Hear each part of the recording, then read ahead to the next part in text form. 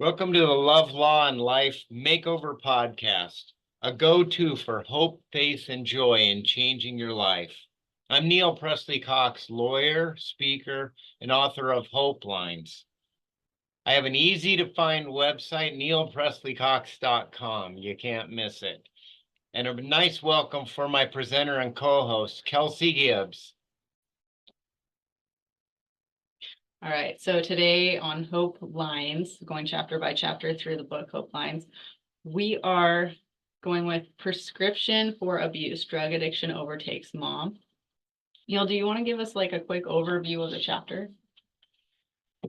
This is a really sad story and one I see all too often in my law practice and just moving about town is people that are addicted to opiates. And this is a young mom who's addicted to opiates, and she's doing everything in her power to try to continue to parent and keep hidden what she's doing and function and project to the world that she's okay. All the while she's on this downward arc. And of course, something like that doesn't usually end very well. And so she has her overdose, she has her crash, and ends up in the hospital. And the story ends rather abruptly with a glimmer of a chance for hope for her, a chance at recovery, a chance for change.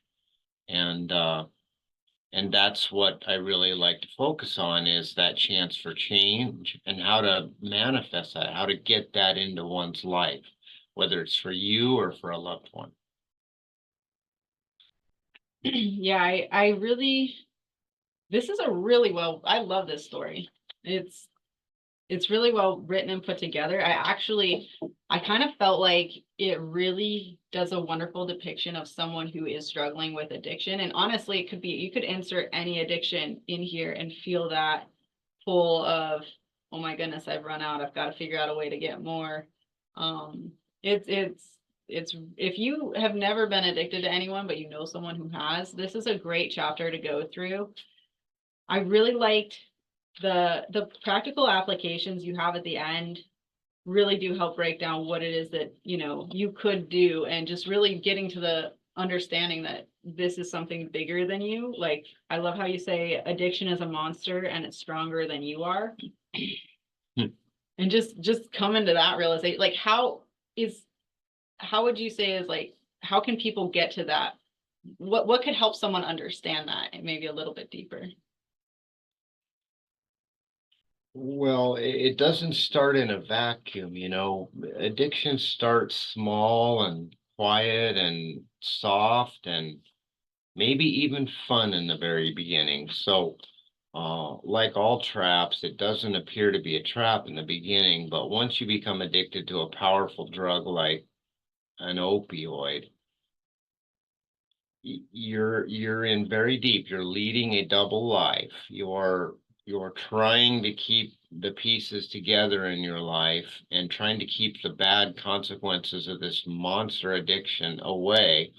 And so you've got all these things you have to do in your normal life, and then you've got all these secretive things that you have to do to try to avoid consequences, minimize them, lie, keep the house of cards from all come tumbling down.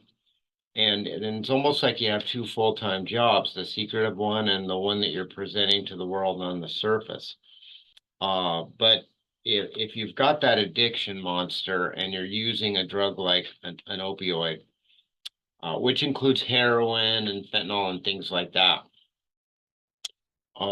it becomes such an all-encompassing thing. And you know, you're going up, you're happy, you're in the throes of your addiction and using it, but then you have these crashes. And so the crashes, the gullies get deeper, bigger, and then the rise up maybe doesn't get quite as high. And so you're on a downward arc, you're heading downward. Something's going to happen. You know it in the back of your mind, but you just don't have a clue what to do about it because you wake up in the morning and it's wash, rinse, repeat. You wake up in the morning and you've got to use your substance because you're just dying inside until you do. And if you can't get it, then you've got to go through a lot of difficult things to get a hold of it, whether it's getting money to do it and finding the right person. So you got to understand it's so big at that point, so much bigger than the addict has any ability to do anything about it. And most of the time they have some form of a crash. And then with that crash comes some opportunity for help, whether it's at a hospital or friends or an intervention or an incarceration. You get taken out of the situation and you may go through a few days of absolute hell on earth while you're fiending for your drug, and your body is the physiology of withdrawal is just, it's a horror. But in that and through that, whether you're incarcerated in a hospital, dealing with family, and they're doing an intervention and sending you somewhere, there comes an opportunity at that moment. It's an opportunity for the addict and no one else. And some sort of psychic change, some sort of magic has to hit that person hard enough to where they actually start listening to their heart, and the noise of their brain that finds life so intolerable without substances recedes. Yeah, what is it? I read an article about how if you, the universe is interacting with you constantly, and if your body tells you something is wrong and you don't listen to it, then your friends and your family will tell you something's wrong, and if you don't listen to it, then like a catastrophic event from God could happen. So it's kind of like it builds upon, it compounds if you don't start listening. And I love how in the story, you do talk about that glimpse of hope where she, starts to have that check of, hey, I might need to reevaluate things, especially whenever it comes to custody of her children. So I guess like my next question is going to be something along the lines of, when we're sitting there and we're talking, like we're dealing with people who are, completely addicted and they're looking into custody issues, would you say that, like, at what point does the parent have to look at it and say, hey, you know what, like maybe I do need to step back and like take care of myself?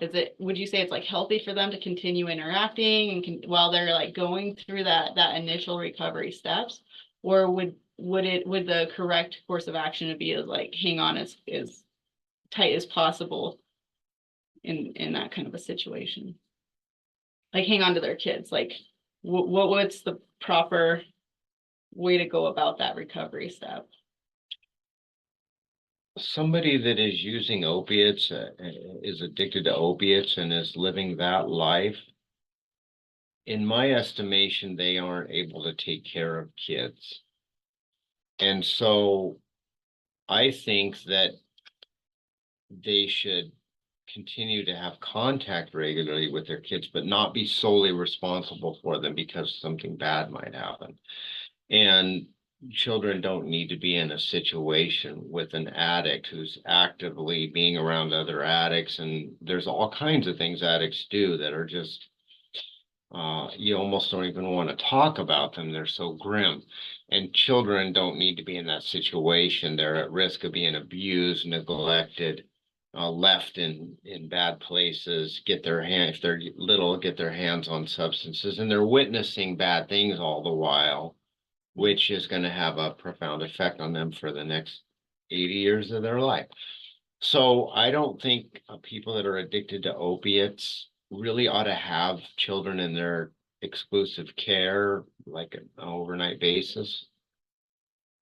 And that hurts for addicts to hear that. But I do think that regular contact in whatever setting you can get, with someone else there, and just loving them, interacting them, keeping the bond alive, that, because then the children's hearts aren't broken by the lack of contact. When you have a mother or a father that just boom is taken away and there's no understanding or explanation for it, and small children can't understand it anyway, no matter what you say.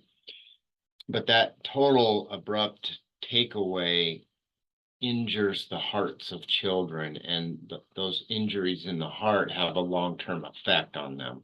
So I believe continuing regular contact in a safe setting, whether it's at grandmother's house or the ex's house, if the ex is a stable and fit person, or in a supervised clinical setting, is critical, huge, as long as the children are safe. And I love how the part where you talk about addiction as a problem of thinking and perception just as much as a physical craving. Just like, I know that wasn't a question, but it's essentially like, it's not just the problem isn't just consuming the drugs. It's like, it's the wiring of the mind and where it's at. That's what the true problem comes into play. It's because the psyche, that's right. And you can take an addict and you can put them in a treatment center for 90 days. They're past the withdrawal phase. They're getting good medical care. They're physically starting to get healthy again. They're feeling better physically. Their mind is clearing up and they're starting to think, well, geez, I feel better now. I want my kids back. I want to go home. I want, and and I'm okay now. But psychically or spiritually, if you will, they're probably still not okay. You can send them back home and say, well, you're okay now. Go do some recovery meetings and don't go back to that stuff. And most of them will go back to their drug eventually. And it's really mysterious as to how or why or when, and nobody has the answer. Nobody has the magic pill that will keep them from doing that. But most of them will do that, and they'll get depressed again. They'll get unhappy. Maybe they'll drink first, and they'll drink for a week, and then they'll use that first pill, and they'll be right back where they were, only starting back down even further. And so something psychically or spiritually has to change in them. They have to have a key, an almost magic key, so that they will take a different path in life and not go back to the other path.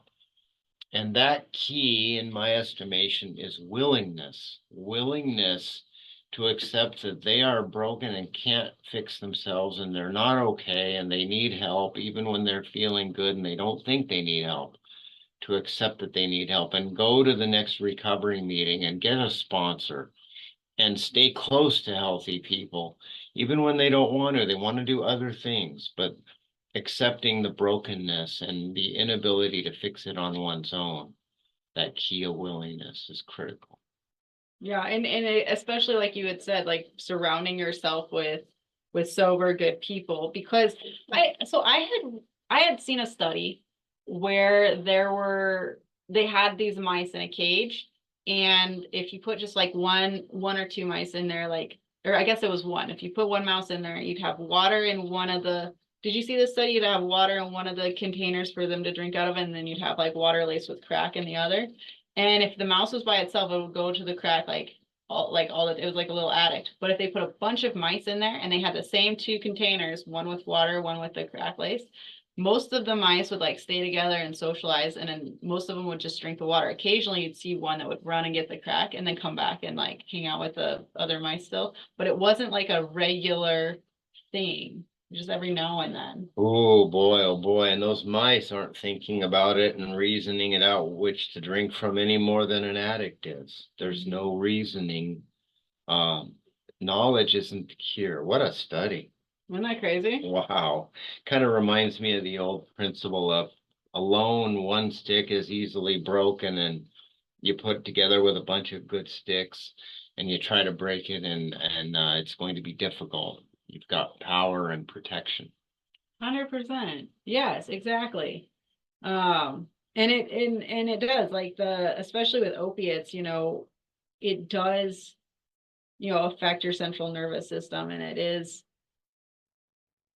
changing your chemical balances and stuff. So I love the fact that at the end of the day, like, people are stronger together, working together, being honest about who they are and what's happening in their lives. As an alcoholic pothead myself, who's in recovery and doesn't do those things anymore, I'll tell you that I don't find it a safe place to be alone in this thing, thinking about alcohol or pot.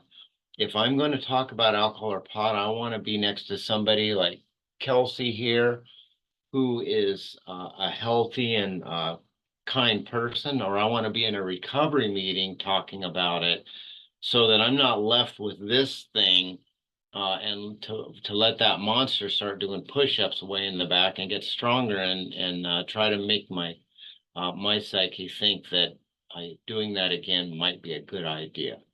I love it. Is there anything else you want to touch on before we end today?